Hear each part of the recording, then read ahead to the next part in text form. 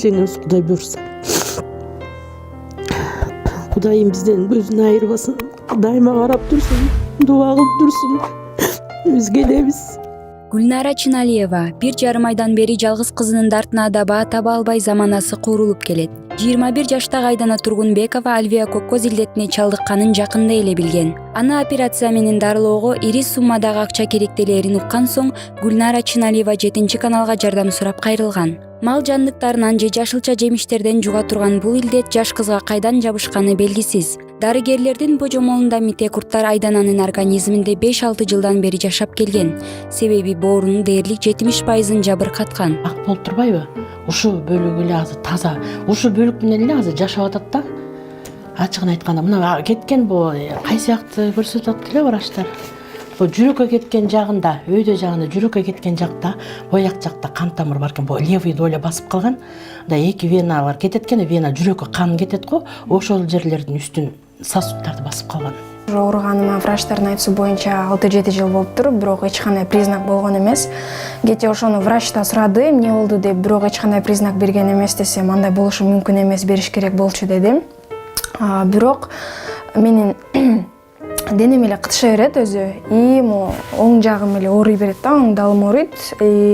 Андан башка эч кандай мага признак берген эмес да, алар дагы ошого аябай таң калып атат. Жергиликтүү дарыгерлер Айданага жардам бере албасын айтып, Туркиядагы бейтапканаларга кайрылууну сунушташкан. Эгер тез арада операция жасалбаса, кыз мертинип калуусу ыктымалдыгы айтылып келет. Бөйрөгүн алмаштыруу зарылдыгы да келип чыгышы мүмкүндүгү эскертилгендиктен, агасы боорун берүүгө макул болгон. Биринчи Фучкага бардык, Оморов профессор. Барсак жакшы эле көрдү, компьютерный томографиядан өтөткөн, анткени ал бүт деталынан бери текшереткен, сосуддарына кеткен деп ошол жактан чыкты. Анан врачтар биякта надежда берип эле атышат, өлбөгөндөй надежда беришет экен, бирок операция кыла албайбыз деп атышат.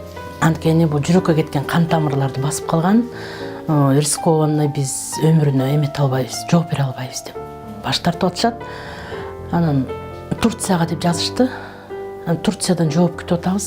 21 жаштагы Айдана Бишкек гуманитардык университетинин чет тилдер бөлүмүн аяктаган. Илдеттин белгилери байкала электе апасы анын келечегинен көптү үмүттөнүп келген. Эми минтип жалгыз кызынын өмүрү үчүн күрөшүүгө туура келип олтурат. Колуңардан келишинче жардам бергиле. Кызымдын келечегинен көптү үмүттөндүрөт. Жакшы окуган, кызыл диплом менен бүткөн колледжде, азыр БУга автоматский өткөн. Жаш кызды сактап калалы бир суранычым.